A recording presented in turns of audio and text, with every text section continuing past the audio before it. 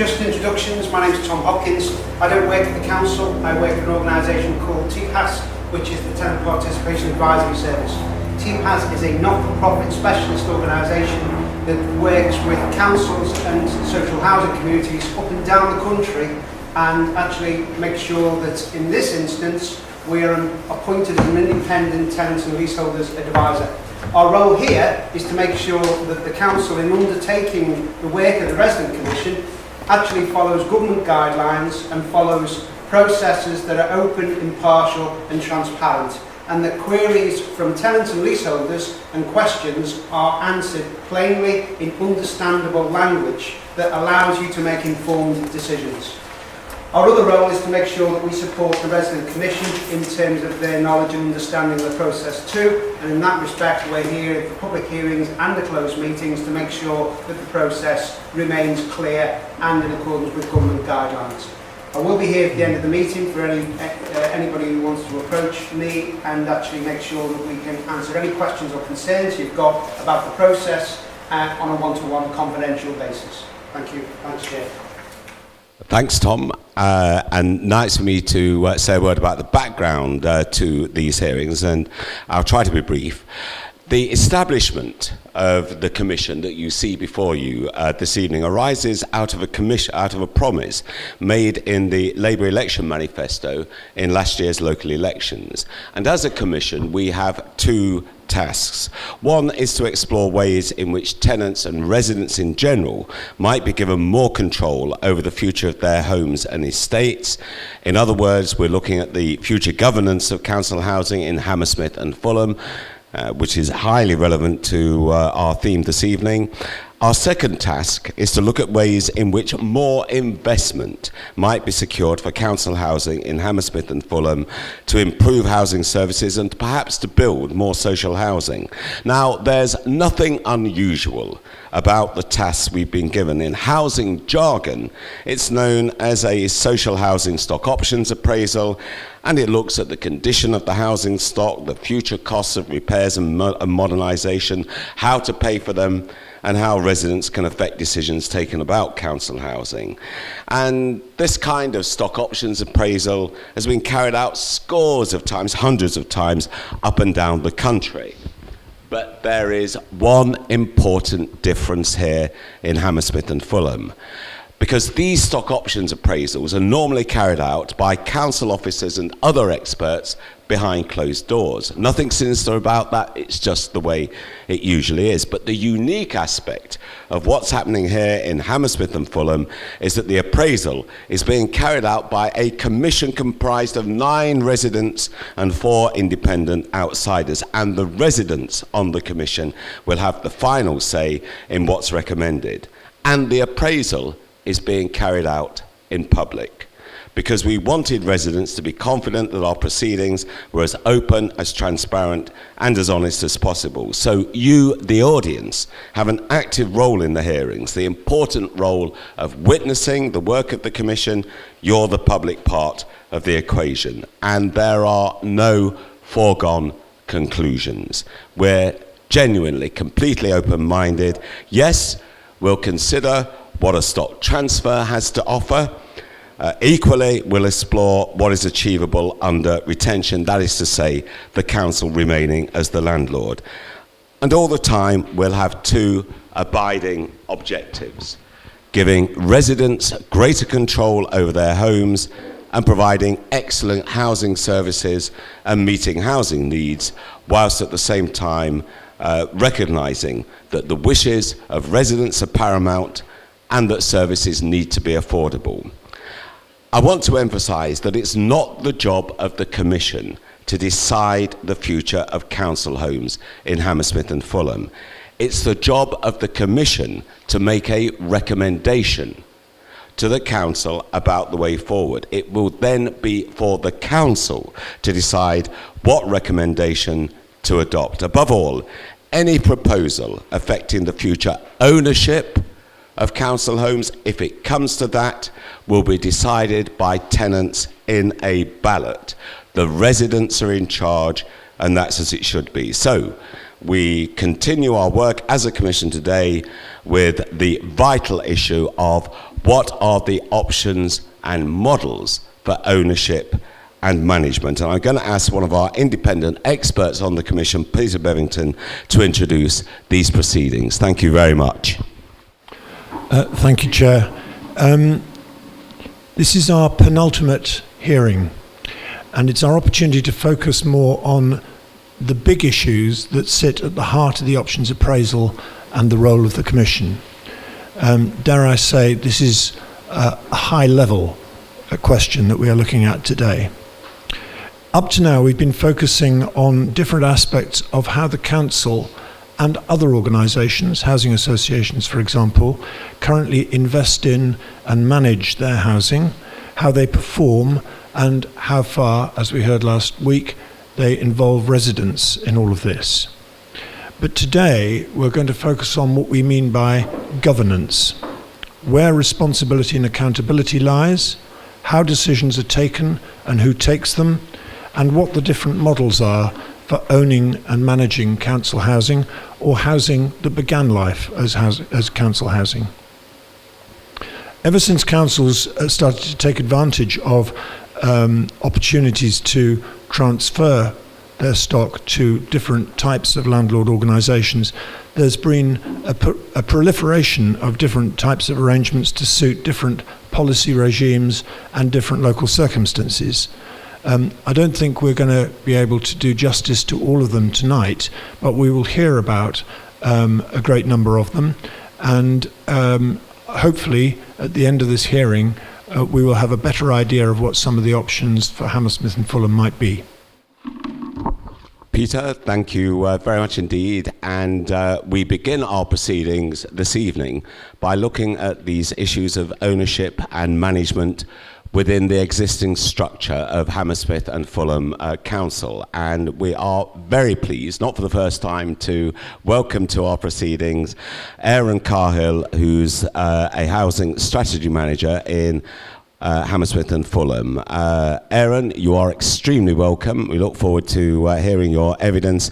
Would you like to begin by telling us a bit about yourself and what you do?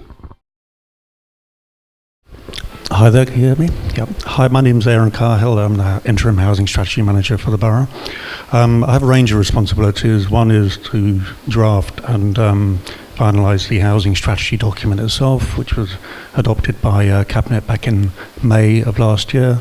There's a number of actions that flow from that, which in effect is my work plan. But particular documents that I'm responsible for the tenancy strategy, which determines what kind of tenancy should be granted in the borough.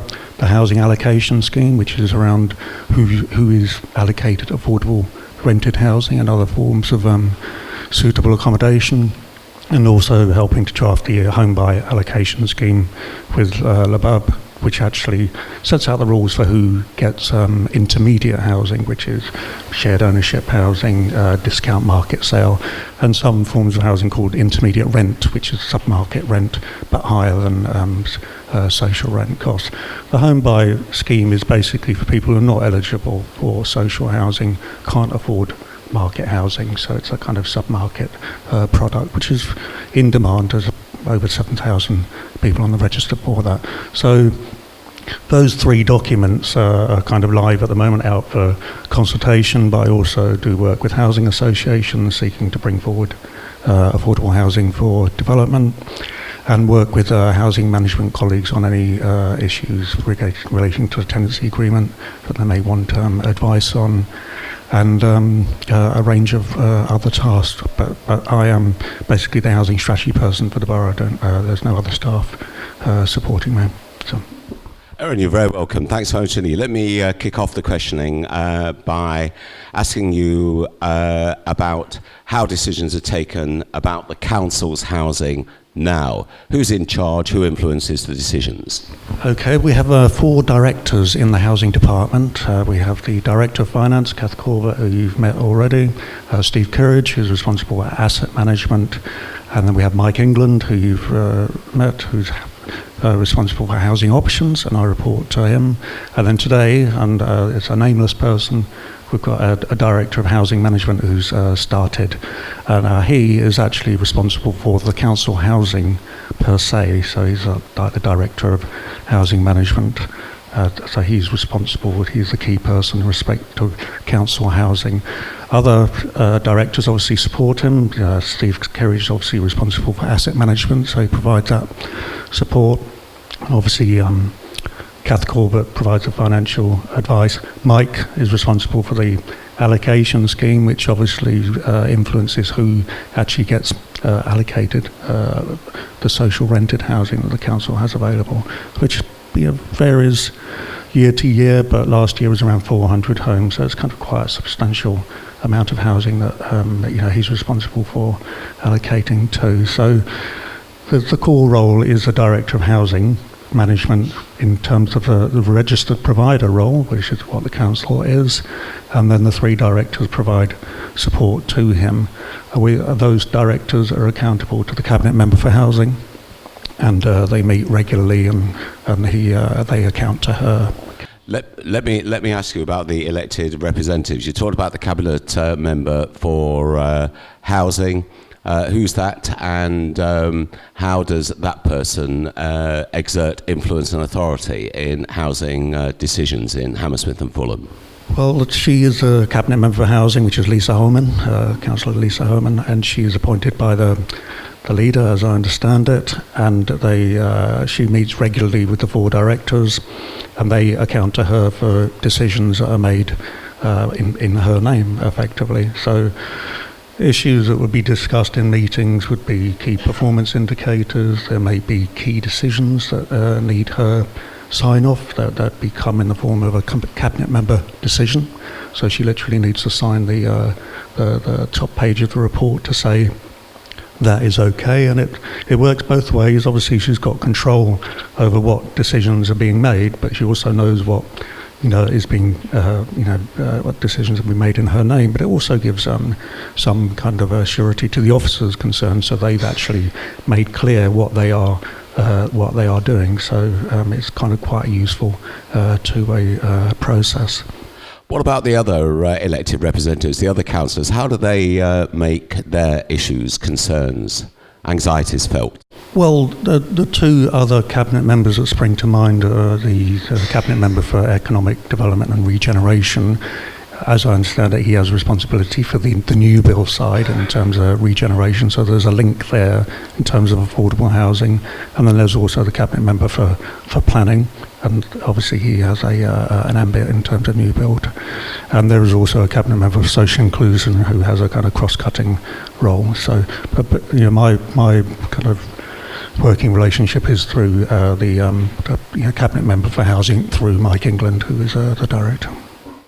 And there's another element in the equation. We've spoken about the housing officers, the directors. We've talked about the elected representatives, the councillors.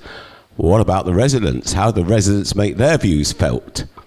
Well, there's the regular borough forums, where residents do have an opportunity to have their say, and they've had their say many times to me over the years. But there are obviously TRA meetings where officers will go from time to time as required, and there are various other fora where residents will make their feelings known. So there are a number of mechanisms, but I think in the housing strategy we do flag that there are some issues that need working on in respect to the implementation of the resident involvement strategy, and also actually empowering resident representatives, giving them training and support more than they've had before. But I would be right to take it that there is no single body of representatives of residents who have any, as it were, final word in the decision-making process about housing in the borough. No, I would say the borough forum is an influencing forum. If the truth be told, that's my kind of take on it. I think it's very effective, but it is an influencing forum. It's not a controlling, not a decision-making forum. I mean, I'm not being in the least negative or hostile, but it's influence rather than decision-making that we're looking at. We have some representatives here. You can, my take on it is influencing. Well, you and I are both looking at one, so why don't I ask Shirley Cupit to come in and ask a question? Thank you. Aaron, so to put it in a nutshell, before I move on to my question, the political party that is in power makes all the strategic decisions and decides sort of what direction the council is going in, and then the officers with the directors downwards put things into place and actually run things. Would that be a fair summary? Well, if we use the housing strategy as an example, I mean, my job was basically to look at the manifesto and think about how it could be calibrated into a document which basically reflected what the members' aspirations, ambitions were, and then turn it into, should we say, housing strategy speak, in terms of it linking with the housing agenda directly, as opposed to in a kind of political manifesto speak, and then playing back to them and saying, is this what you want? And then sometimes it'll get polished a bit, amended, but broadly that would how the process would work. Okay, thank you. And so the council, which means both the politicians and the officers, have kind of two roles with regard to housing. There's strategy, and then there's the landlord function, which are kind of separate but interrelated. So could you tell us what the key priorities are in the council strategy, and how those relate to the landlord role? Well, I'd say the three kind of headlines for the housing strategy are the Residents' Commission, actually establishing it and supporting it. Second one is to increase affordable housing supply in a kind of regeneration context, ensuring that we get more than just the homes, but also get jobs and skills and other kind of regeneration outcomes. And then the third one was around improving the private rented sector. That in a way is the one that's come from left field. It's always been a neglected agenda in housing, and I think given the growth of private rented housing in inner London, but particularly in Hammersmith and Fulham, it's now the largest segment of the market. I think members are very keen to see a more proactive approach to private rented housing, and particularly in terms of quality, but also the cost that people were being charged for that accommodation, which obviously creates the additional impetus for more intermediate housing, which I mentioned earlier, and obviously more social housing as well for those in need. So those are the three headlines, and then there are a number of there's 16 actions in the housing strategy. 3 of those are the ones I just articulated. Other 3 relate to the housing allocation scheme, tenancy strategy, home buy allocation scheme that I mentioned. 2 others relate to effectively implementing the resident involvement strategy. And then there was another one around improving the kind of support that you get, the capacity building that you need, and also just trying to think about and implement a change in the culture of the organisation to make it more kind of resident friendly. I mean, obviously, you've got your process here, which is a project, if you like. It has a beginning and end, but in the event that there is a reversion to a council-owned scenario, it will need to be better than what you've got at the moment. Talking about a do-nothing option, I don't think is really good enough. I think whatever happens out of this process can have to go to something better than you had before. There's a lot of money spent, a lot of time spent, but also things have just moved on. Government agendas obviously become very ripe in the last few months, and we get a much clearer picture from the government as to what plans they've got for social housing. There has to be a kind of response to that, regardless of the outcome of this process, important that is. And any more about the landlord side of the council's function? How does, because I'm not sure as a resident, actually, it's only just occurred to me, and maybe for other residents, that we're often talking about the council, but we don't always separate out what strategy and what a landlord functions. Can you help us with that? Well, in simple terms, the Director of Housing Management is responsible for the landlord function per se. That is his ambit. Mike England's role covers housing strategy, housing allocations, home buy, those kind of matters. So, the housing strategy function is really owning that housing strategy document, very separate from the council landlord role. I mean, they are very independent. The council has a number of roles. It is the strategic planning authority for the boroughs, the education authority. It's also a registered provider, but it's also the strategic housing authority, and he has that ambit, so to speak, which is very separate to the landlord role.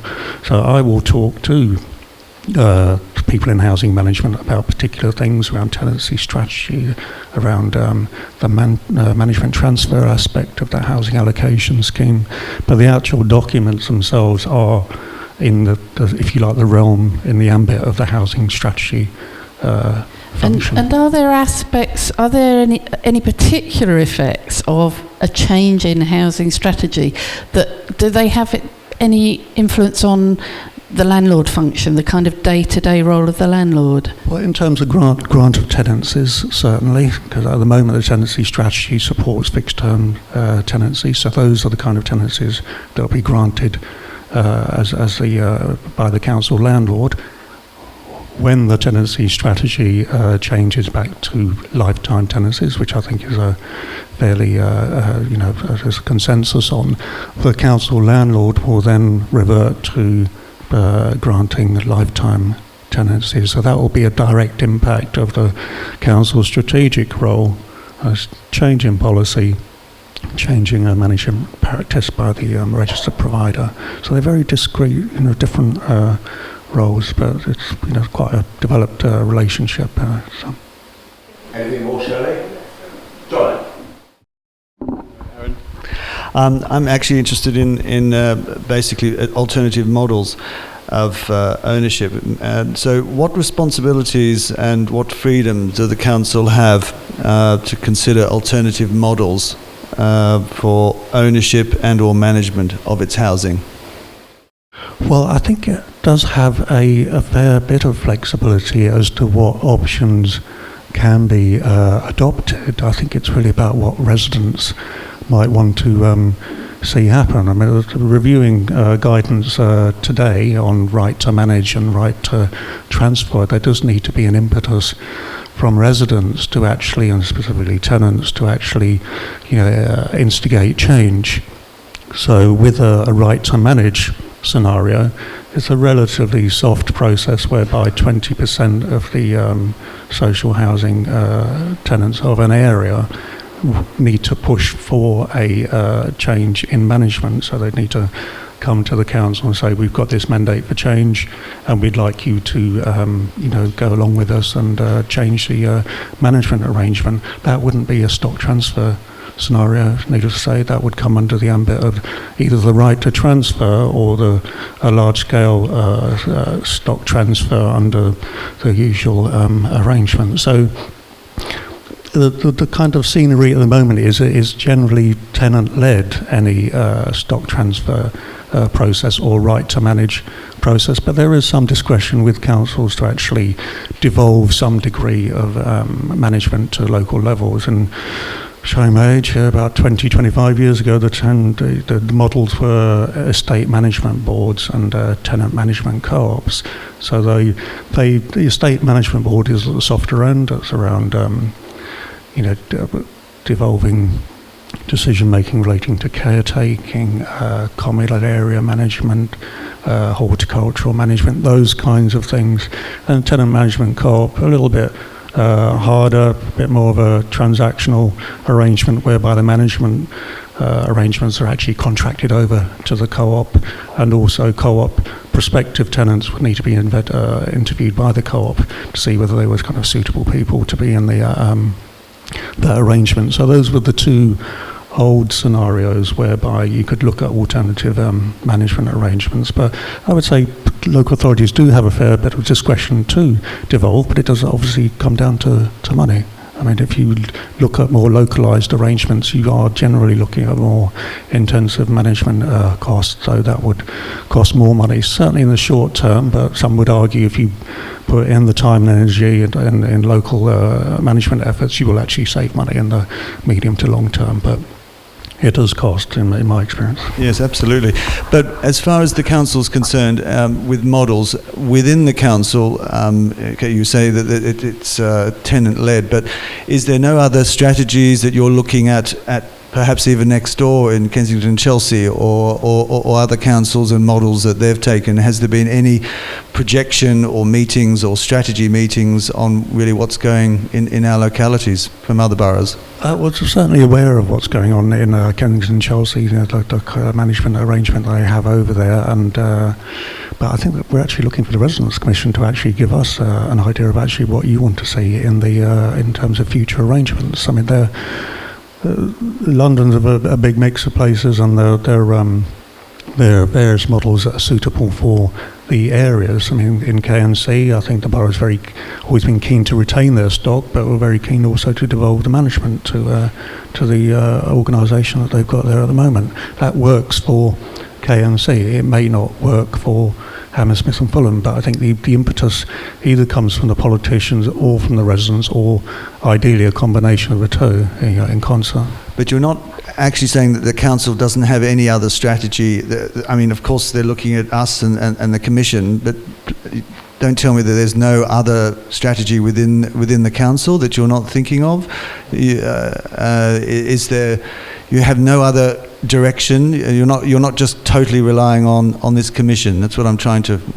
We're not actively looking at, say, a community land trust model, or a stock transfer model, or setting up an Elmo. Again, I don't think there's any agenda, as far as I'm aware of looking at alternative models of management or ownership, apart from what you are doing. I mean, I think it'd be probably rather disingenuous of the council to actually start, actively be looking at other models with your work in progress, but also not talking to the tenants, through the borough forum. So I think it's a no. We're not looking at alternative models at present. Yes, thinking about the governance responsibilities and the strategies in place to look at the different discrete parts, thinking about, you talked about planning, allocation, resident involvement. With all the various parts in terms of housing strategy, can you identify any parts in your opinion which you reckon are successful or not so successful? I understand there are various pressures, financial, otherwise, or things might not be effective for other reasons, but in your personal opinion, are there any strategies that are working really well in the current model and any others that aren't working so well for whatever reasons? Well, I'm not going to say that the housing strategy is working amazingly well. It's only been in place a few months, and I think it has a clarity, if anything else. But I think it's difficult for me to say that it's anything in particular is working well or not well. I mean, my observation is that both officers, but also many residents, are actually operating in quite difficult circumstances, and some of our tenants and some of the people that we allocate to other forms of suitable accommodation live quite difficult lives. So the public sector, not just the council, but the sector actually spends a fair bit of time through a number of agencies helping people to live independent lives and support them in any way they can. But there are some very difficult circumstances that people are living in at the moment. So I think we're in a moment of change at the moment, partly through your work, but also the process of reductions of public subsidy in local government and in public service delivery, meaning that people are having to manage change very effectively and efficiently as possible. So people are working in very difficult circumstances. So I think I'm just going to hold on saying anything's working particularly well or anything's working particularly badly, but we are working through a process of change and managing very difficult circumstances.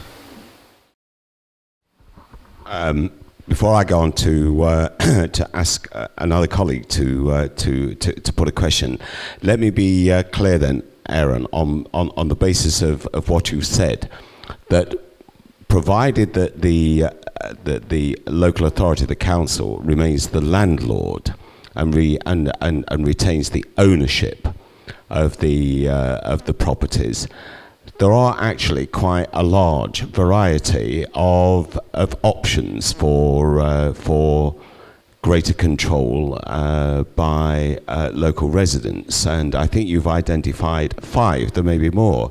First of all, there's the ALMO, of which, of course, there has been some experience here in Hammersmith and Fulham. Secondly, you mentioned TMOs, tenant management organisations. Thirdly, you mentioned estate management boards. And fourthly, you've also mentioned the right to manage option as well. Now, I appreciate that you may not be an expert on these, but could you just say a bit of a word, particularly about the right to manage option, and perhaps after that, perhaps a bit of a word about estate management boards? Well, the right to management regulations came in, I think, around a year ago, and this basically allowed resident or tenants specifically to actually take over the management of their stock. So I think it would need to be at least 100 homes, and whether for good reasons or for bad reasons, there may be an imperative whereby residents wanted to take that initiative. They could approach the council to support them and ultimately go to the CLG to actually get their support to actually affect that transfer of management. It would need to become an industrial and provident society to actually have a status. It couldn't just be a group of people, but it would be a transfer of undertakings, and there probably need to be transfer of staff there as well. So it's an interesting model. I'm not aware that anybody's actually initiated the right to manage. There may be some out there, but it's not something that I'm aware of. But it's an interesting model, and obviously there is some appetite for devolution of management without actually the devolution of or the transfer of the stock itself. So it's a very clear difference of the two. So. And estate management boards? Well, estate management boards, like I said, showing my age, they were an initiative of some 20-25 years ago. I'm not aware there was any estate management boards actually still going, but the principles are fairly straightforward, in as much as, say in Poplar Harker, they've devolved a fair number of management decisions right down to the estate level. You could say that is an estate management board by stealth. And how would they differ from TMOs, tenant management organisations? Well, the estate management board would have an estate focus, and it would be focused on the kind of what I would describe as the softer end of the management of the estate around horticulture, caretaking, communal area maintenance, that kind of thing, whereas a TMC would very much take over the management of the area. So it would be a very different kind of setup. Thank you. Yeah, it is working. Sorry, it's just I'm rubbish at speaking on these things. So, Aaron, just kind of following on from what you've been saying, what responsibilities does the council have to inform and consult residents of the council's housing when considering alternative models of ownership and or management of its housing? I think it'd have a statutory obligation to consult you in a normal fashion. I mean, obviously there's the borough forum.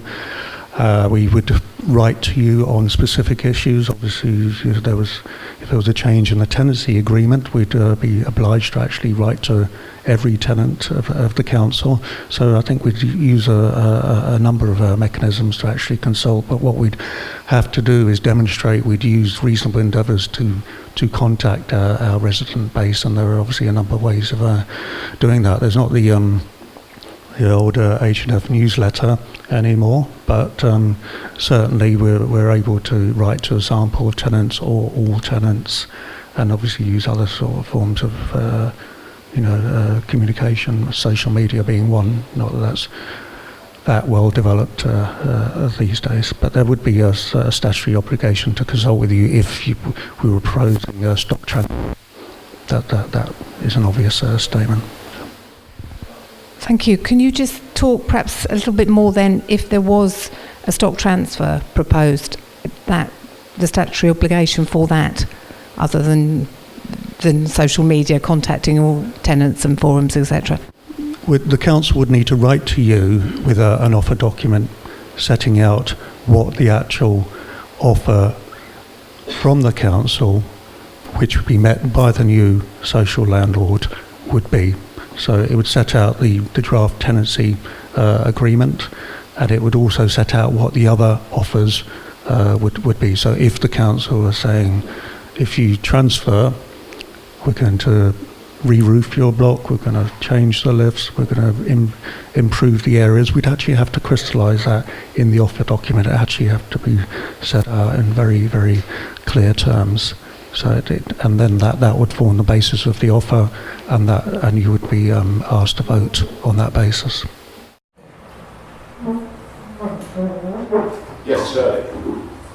Aaron, you mentioned in that answer that if the council was going to make changes to the tenancy agreement, they would have to write to all tenants.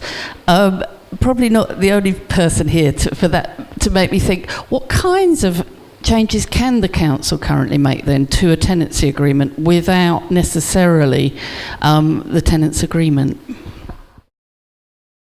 I don't think it's within the council's discretion to make any changes without consulting you. How the tenancy agreement is interpreted is obviously, something of management practice, because obviously not all terms of a tenancy agreement are met. In thinking about pets and other issues, but I don't think any change can be made to the tenancy agreement without consulting with you. In terms of getting your agreement is another matter, but we're certainly obliged to consult with you not once but twice, if you remember the previous process, which is quite convoluted, and I know there were some difficult conversations at the time, but the actual process for consulting on the tenancy agreement is actually very very regimented, and there was no room for manoeuvre in terms of the amount of paperwork you received. Johnny, you've got a follow-up? Just a quick question.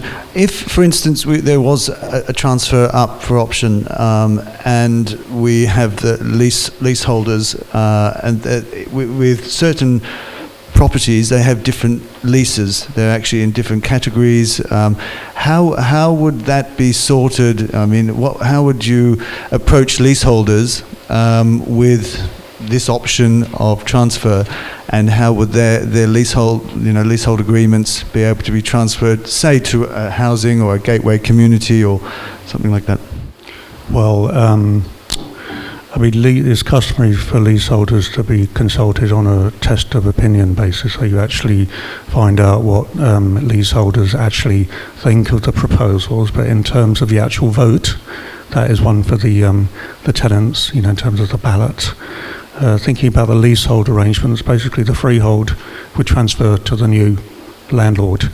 So you would effectively become, if you were a leaseholder, you become a lessee of the new landlord. So whatever is transferred in terms of the leasehold arrangement that you've got with the current landlord, that would be transferred to the new landlord.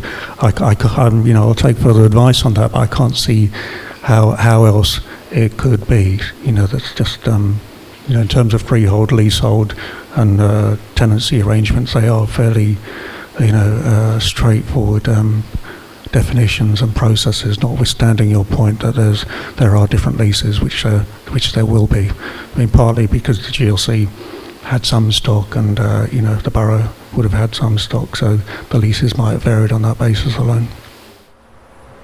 Anything more, Johnny? Anthony?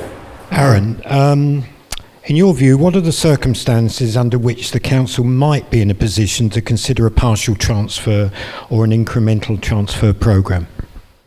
Okay, well, obviously we're still waiting for information around stock condition survey and what the financial appraisal consultants, Capita, will interpret that information.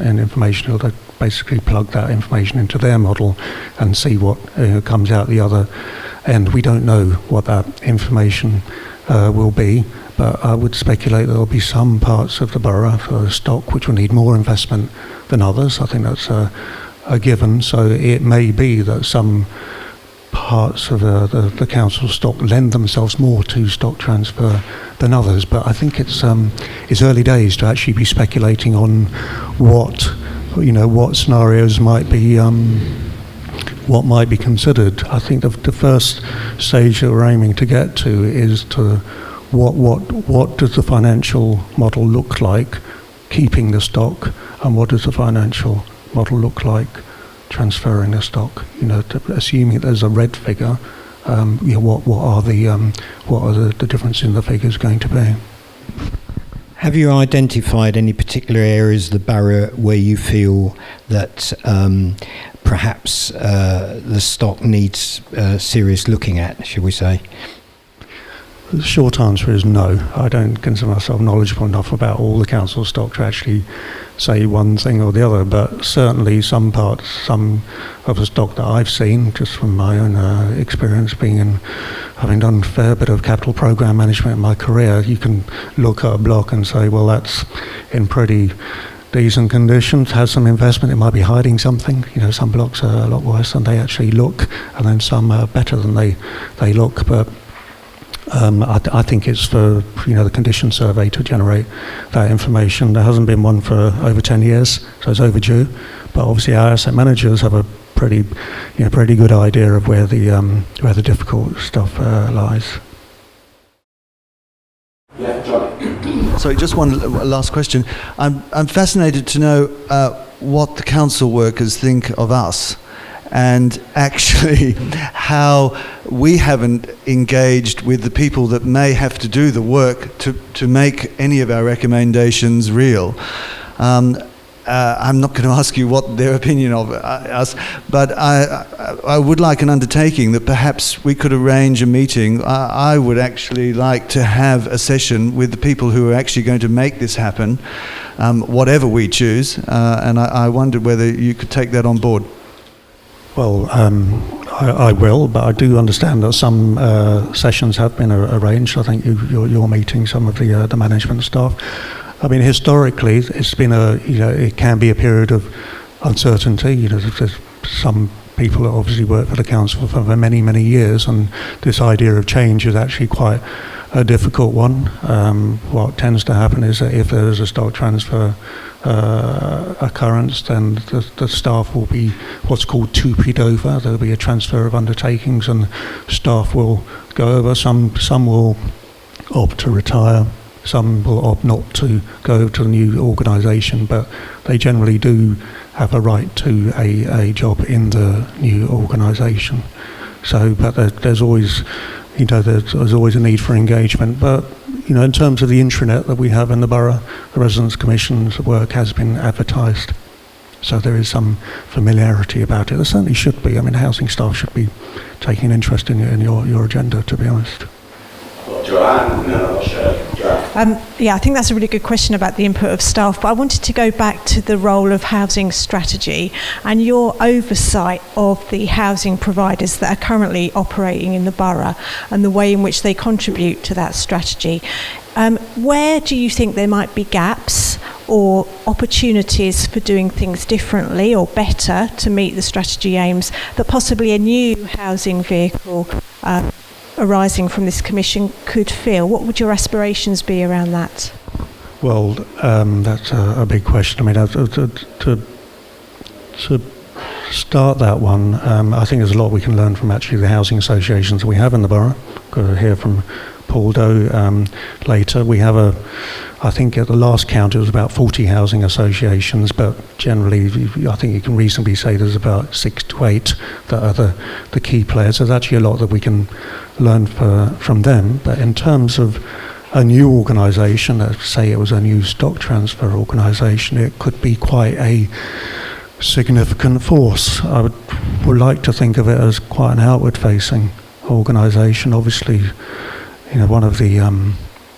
one of the strands to the work is your work is to protect what you have, but that's not to the point in my mind to actually be inward facing, keeping rents down, keeping everything.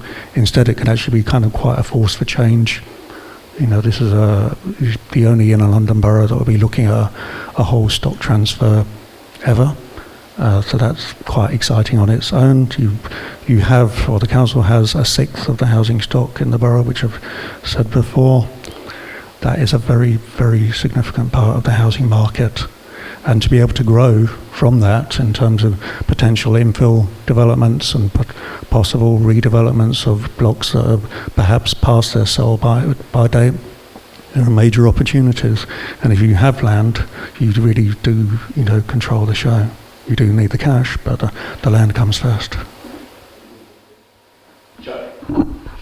Thanks. I just want to go back to Anthony's question about the possibility of incremental or partial transfer. I just want to make sure I've understood what you inferred. Obviously, I totally understand that it's about the financial appraisal and the stock condition survey. Am I right in understanding that if the council were going to consider partial rather than full transfer, they would be more interested in transferring stock that was going to cost more in the future to maintain?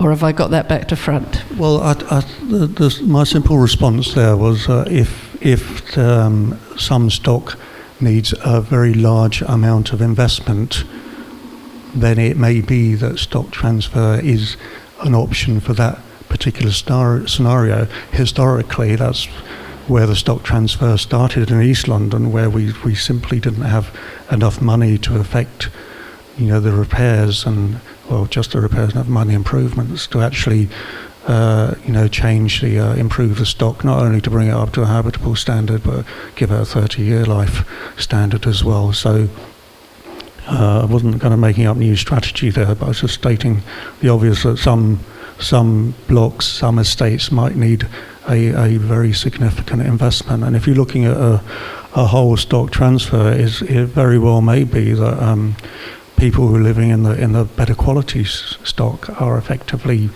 providing a subsidy of sorts to actually support the regeneration of those blocks that are in the worst condition. So that's just a fact. I think we're about to conclude this part of our proceedings, but let me just put a final observation to you rather than a question, Aaron. And that relates to the issue of the drivers for stock transfer. Because it seems to me that you might argue that the original driver for consideration by this commission of the stock transfer was an ethical consideration, namely circumstances with which we're familiar, which led to the current council making a commitment in its election manifesto, essentially to explore with residents how they might gain the ownership of the land on which their homes are located. In other words, to give them greater control, greater security about the future of their homes. So that might be described as an ethical driver. But it seemed to me that your expectation was that in practice, the practical, pragmatic consideration in coming to a recommendation around stock transfer would be the financial aspect. In other words, it would be a financial driver about the affordability of repairs and modernisation of the housing stock going forward, which was more likely to weigh in the balance when it comes to that kind of decision being put before residents. I'd just refine that and say it's around viability of the financial model, and also the governance arrangements that you're looking at, and what structure the organisation has in terms of its staffing, but also how you propose to manage the stock as well. But there are other considerations. I think the national political landscape's changed quite substantially, so I think that's kind of changed the emphasis somewhat. But viability, governance, those are the two. Aaron, Thank you very much indeed. It's been, you've been subject to all sorts of very wide-ranging questions, and you've fielded them extremely well and very helpfully to us. It's been a very useful stage in our proceedings. We're very grateful to you, and we'd like to express our gratitude to you in the conventional fashion. Colleagues.